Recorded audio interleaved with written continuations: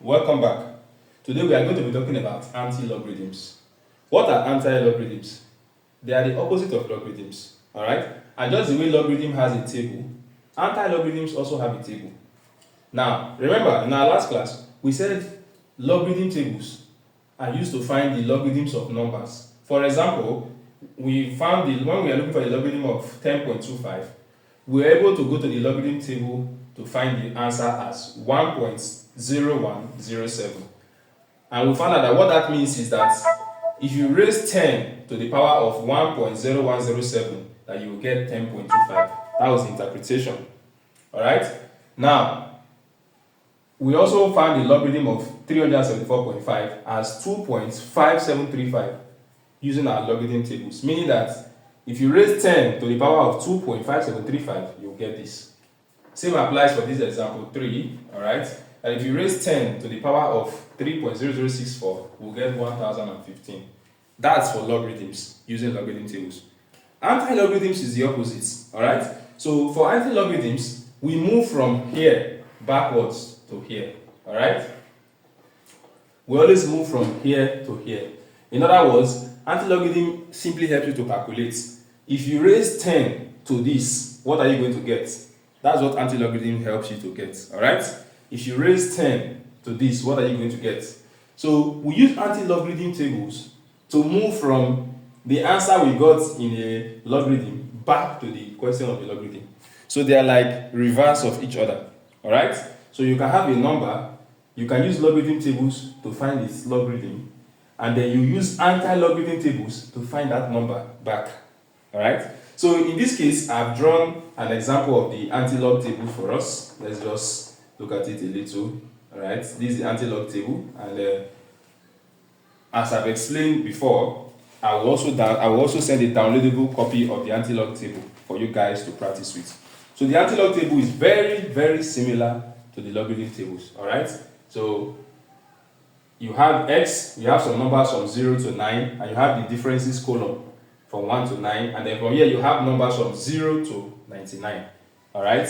So for anti-logarithms, you can be told now, okay, find the antilog of 1.0107. What they are simply asking you is, what will you get? What is your answer if you should raise 10 to the power of 1.0107? That's what they're asking you. Alright? So logarithm is a way of performing this operation without having a calculator with you. Alright? Logarithm is a way of performing this same operation. They are simply asking you what is 10 raised to the power 1.0107 without having a calculator. That's just what antilogarithm tables help you to find. So how do you get the antilogarithm of this? Alright? Without using a calculator. We use our logarithms tables. Okay? So with me, here is my logarithm tables with numbers from 0 to 99. Now, this is how to read an antilogarithm table. Let me bring out the number clearly. We have 1.0107. Now, what I always tell my students is this. For antilogarithm tables, the first thing you do is, this number that is before the decimal point, keep it somewhere first. Alright? You can put it in your left pocket. Keep the number that is before the decimal point, keep it in your pocket. We will use it later. Alright? So when you keep this number 1 in your pocket, this is what happens. You focus on the other 4 numbers that are after the decimal points. So the 4 numbers are 0107. It is these 4 numbers we are going to read in the antilogarithm tables to get our answer. So how do you read 0107? As I've explained for logarithms, you take the first 2 numbers together as husband and wife. So 01 is the same thing as 1, right? Then you call this. So this will be 1 under 0 difference 7. 1 or 01 under 0 difference 7. So when you go to your antilogarithm tables, under the x column is where you find these first 2 digits. So this is 0. In fact, your antilogarithm table may mention 0, 01, 02, 03, like that. Alright? So we are looking for 01. So we are going to look for, this is the line for 01. 01. Under what? Under 0. So it is where it intersects with this 0. That is where we want. This is 01 under 0. Alright? So me looking at my antilogarithm table here, I have 01 under 0 as 1023. That's the value that's here, 1023. Alright? And then we are told difference 7. So you keep moving along that same line to get to the differences column and look for difference 7, which will be somewhere here. So you are going to get another number here. And me looking at my anti-logarithm tables, when I trace that 0, 1 line to difference 7 is 2. So you add that difference. You add it. So 1023 plus 2 is 1025. Are we together? So now that we've gotten 1025, this is our answer, 1025. But it's not our final answer yet. Now, remember this number that you put in your pocket? This is the time to bring it out. What is the value of this number? This number helps you to know where you have to put your decimal points to get your final answer. Alright? So the number you put in your pocket, after coming back from your anti-logarithm table and getting these answers, you bring that number out. How do you use these numbers? Now, the 0 position, or if this number was 0, it means the decimal point is at the correct place for a standard form. It means the decimal point will be here. Remember that for standard form, the decimal point has to be between the 2 digits. So if this number was 0, it's telling us that your decimal point is at the correct place. So this would have been our 0 position. But if this number is 1, it means that your decimal point is 1 point away from where it's supposed to be. 1 point forward, alright, in the right side direction, if it is 1. If this number was 2, the number we put in our pocket, it means that your decimal point is 2 steps away from where it's supposed to be. Alright? So that is how you use the number you kept in your pocket. So in this scenario, we have 1, which means this is the normal position, the 0 position, but it moved 1 step away from there. So this is where the decimal point is for this question. So it means that your final answer is 10.25. What this means is that we have found the antilog of 1.0107. In other words, we have raised 10 to the power of 1.0107 and we got 10.25. Do you notice that it is the exact opposite of what we got when we solved logarithms? In our previous video, we found the logarithm of 10.25. That is, we are looking for what is that number that you will raise 10 to get 10.25. We got it as 1.0107.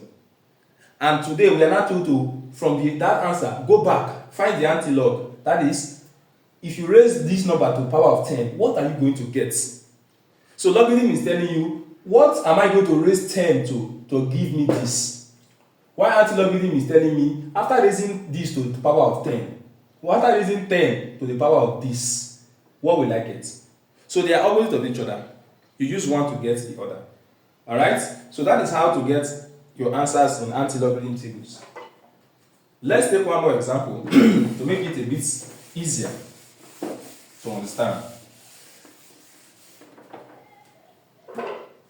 Now, for this next example, we are going to be finding the anti-logarithm of this second number, 374.5. So let's find the antilog of 374.5.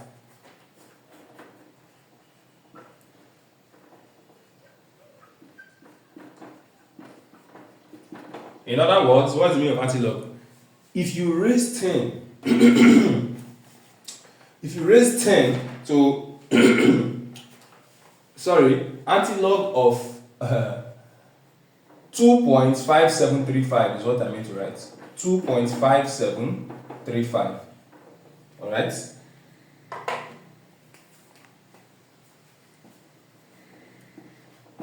So antilog of 2.57, I'll have to refill my markers. Permit me to continue using red for now.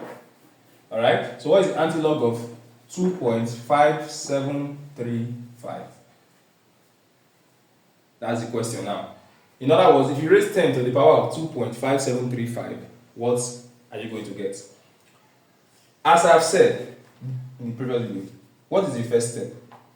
The first step is to take this number that is before the decimal point and keep it in your pockets. That is always the first step. You take that number and you put it in your pockets. So when you have put that 2 in your pockets, we are left with the next 4 numbers, which is after the decimal point, which is 5735. Alright? So it is these 4 numbers that we are going to move to the antilog table. How do I look for 5735 in the antilog table? As I have said, you call these two numbers together. The first two, you call them together as husband and wife. That is 57. Under 3, difference 5. In some questions, you may actually have just, for example, 573. It's the same thing. 57 under 3. It means there's no difference. Alright? So in case you see a question that has just 3 digits, don't be scared. It means there's no difference. You proceed without adding the difference. Now, let us proceed. What is 57 under 3? With my antilog tables, I am looking for 57, and 57 under 3. Remember that you are going to look for 57 in the X column. So you are going to see 57 somewhere here. Under 3, you trace it to where 3, where they intersect. That is 57 under 3. So me looking at 57 under 3 gives me 3741. 3741. Alright? Difference 5. So along that same line, you keep moving until you enter this difference section and look for difference 5. Trace it down. Where they meet. What is the number there? 57 under 3 is 3741. Difference 5 is 4. This is 4. So I'm going to add 4 to this. Alright? So when you add this, you are going to have 5473. Alright? So this is 3745. This is the number I've gotten from my antilogarithm tables. Are we together? Now, what is the last step? That number we put in our pocket. It's time for us to bring it out, because that number will help us to know the position of our decimal points. So, what is the number in the pocket? 2. How does that help us? I have explained, if this number was 0, it means this is the correct point. The decimal point will be at the correct place. It will be in between the first 2 digits. In fact, you can do yourself a favor by memorizing that the 0 position is always the position between the first 2 digits. So where will the 1 position be? If you move 1 step away, this is the 1 position. And if you move another 1 step to the second, this is the 2 position. So this is where our decimal point is going to be. Our decimal point is 2 steps away from the correct position, which means our final answer is 374.5. So if I raise 10 to 2.5735, I'll get this. Punch your calculator and you'll see that that's what you get. Alright? So that is how to perform antilogarithm operations. And it is essential that we know how to perform these operations, because when we move to our next subtopic, we will be using a combination of both our knowledge of logarithm tables as well as anti-logarithm tables. Alright? Now let me give you some examples that you can try. Try and find the anti-logarithms. Alright? Antilog is also shortened to antilog. Anti-logarithms is shortened to antilog of, first one is 1.3422. Second one is 0.6145. Alright? So try and find the antilog of these numbers and tell me what you have in the comment section. Thanks.